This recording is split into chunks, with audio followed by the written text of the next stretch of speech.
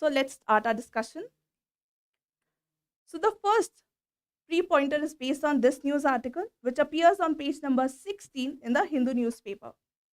Context of this article is that Union Bank of India and Accenture both have collaborated to design and develop scalable and secure enterprise, that is data lake platform. Okay. So this platform is quite useful in providing advanced analytics, reporting capabilities. So this will serve banking sector, which can solve the problem of management risk, security issue, etc. So now this is the practice question, which is based on data lake. The first statement is data lake is a decentralized repository that stores structured and unstructured data at any scale. Second statement is a data lake platform unifies data lake operations and combines building blocks to create simpler data lake architectures. And the third statement, which is the last statement, is a data lake can be established on premises, that is within an organization's data centers only.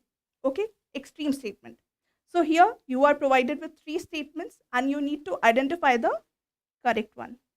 So before answering this statement, let's see some key facts with respect to data lake platform. What is data lake platform? It is a comprehensive as well as flexible solution for managing and extracting insight from diverse data sets within an organization.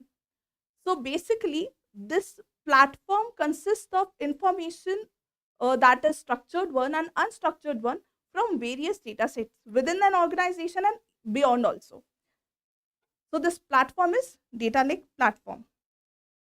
And which sectors it will serve?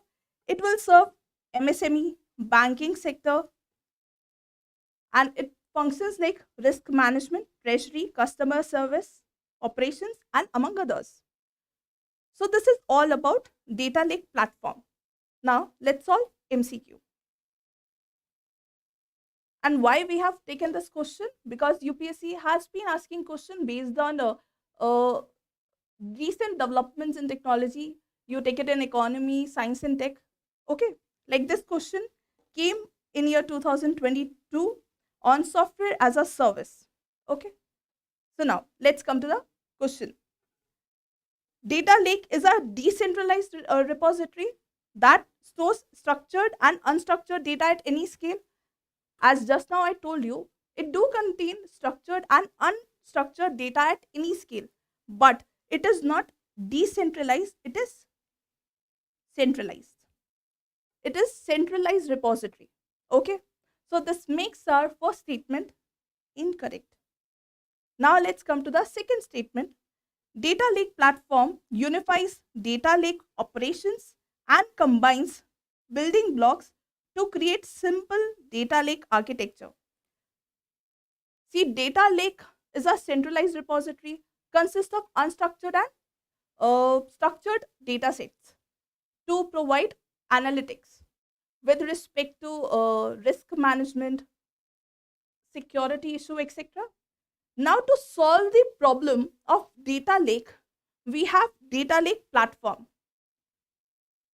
So data lake platform is software which address the data lake challenges such as complexity, sluggish time to value, overall messiness. To solve the issue of data lake, we have data lake platform which unify data lake operations and combining building blocks to create simpler data lake architecture. It is a one-point solution. Basically, it will solve the problem of managing data or observing data or creating output, processing. Now, data lake platform is a single base for everything from data management, storage to processing and output. So with this information, our second statement is correct. Okay. Now let's come to the third statement. data lake can be established on premises that is within an organization data centers only. No, it can be in the cloud using cloud services like Amazon, Microsoft, Oracle Cloud, or Google. So it's not only within an organization. So this makes our third statement incorrect. Now you can see first statement is incorrect. Why? Because it is centralized repository. Second statement is correct because data lake platform do unified data lake operation. It make it more simpler. Then third, it can be established on premises. No, it can be established within premises as well as using cloud services. Okay. So here our answer is only A. That only one, that is option A. Now let's come to the next pre-pointer, which is based on this news article which appeared on page number 16 in the Hindu newspaper. This article is about Moody rating, which is quite concerning on China. Moody changed its stand from stable to negative with respect to China, which is a cause of concern, global cause of concern. And in that, two major reasons are there. First, surging local government debt, and second, deepening property crisis, or you can say retail sector, real estate sector crisis. So this is the context of the news article. Now, UPSC has been asking, question based on credit rating agencies. Like in year 2022, UPSC framed question on credit rating agencies which are regulated by RBI. So here we have taken practice question on credit scores. So you are provided with two statements and you need to identify the correct one. So the first statement is credit scores are generated based on publicly collected data of payment histories of individuals.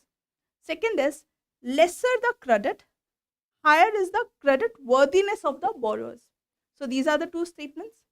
Now to answer this, first you should know about what are credit rating companies and how they do so. So credit rating company is a company that assign credit ratings to an individual which is based on their ability to pay the debt, whether they are paying timely or not. So based on that, they will get some score. So these companies, and if they do so for individual borrowers, these are credit information companies. Okay. Now, who is regulating these companies? These companies are regulated by RBI. Okay. Under Credit Information Companies Regulation Act 2005. Then, how they do so? How they generate that score? How they generate that report card? They do so by collecting public data, credit transactions, payment histories of individuals and companies regarding their loans and credit cards. So on the basis of this pool of data, they will generate report card, or you can say a report, and on that basis they will provide score. Okay, that's how they function. Now, what is the utility of this score? Utility of the score is that banks and NBFCs, they will decide that whether to give loan to that particular individual or company or not based on this score. If score is good, then they will get loan easily and on attractive rate. But if score is poor because of various factors, one of that is defaulter, loan defaulter, then credit will be low. So they will not get loan easily. That is the importance of that score. Okay, that is always advisable for individual and company to maintain their credit score. Okay, so what are the examples of credit information companies?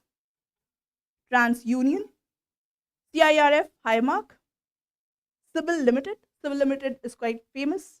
So these are some prominent credit information companies. Now, come back to the question. Now you know the importance of credit score. So these credit scores are generated based on publicly collected data of payment histories of individuals, correct. This score is generated based on pool of data, public history of individual, transaction histories, etc. So this makes our first statement correct. Now let's come to the second statement. As I told you, the correlation between getting loan and credit score. Okay, this second statement is based on that info only. Suppose take any index 100. If less than 100, someone is getting like 25 or whatever, then lesser the score, then it is difficult for that individual to get the loan. Okay, so lesser the credit score, higher is the credit worthiness of the borrower. No, it is incorrect. Higher the score, higher the credit worthiness of the borrower. Okay, it's so with this our second statement is incorrect and first statement is correct. So our answer is A, one only. Now let's come to the next question. Our next question is based on this news article which appeared on page number 7 in the Indian Express. Now, during the World Climate Action Summit of the COP28 COP of the UNFCCC, more than 220 countries from 4 continents, they launched a declaration to triple nuclear energy. And I request you to take a pause and read this title carefully because we will be solving our MCQ based on this information. Okay. So title is 22 nations pledge to triple nuclear installed capacity by 2050. Plus, India is not a part of the pact. Okay. So now, let's come to the practice question. Why we have taken this question? Because UPSC has been asking question based on important aspects related to nuclear energy. Like in year 2016, UPSC framed a question on International Thermonuclear Experimental Reactor. Okay. Now let's come to the practice question. Consider the following statements about declaration to triple nuclear energy capacity. Okay, here you are provided with 4 statements and you need to identify the correct one. So the first statement is the declaration aims to triple nuclear capacity by 2050. Now, why I ask you to take a pause and read, go through that title again, because with this you can solve your first statement, whether it's correct or incorrect. 22 nation pledge to triple nuclear installed capacity by 2050. Okay. So with this, our first statement is correct. Okay. Then second is nuclear energy like solar and wind power is intermittent. See, solar and wind power comes under intermittent energy, but nuclear provide a regular continuous base for power. So with this, our second statement is incorrect. Now let's come to the third statement. Currently, 10% of the world's electricity production is done by nuclear energy. This statement is correct because this information is correct.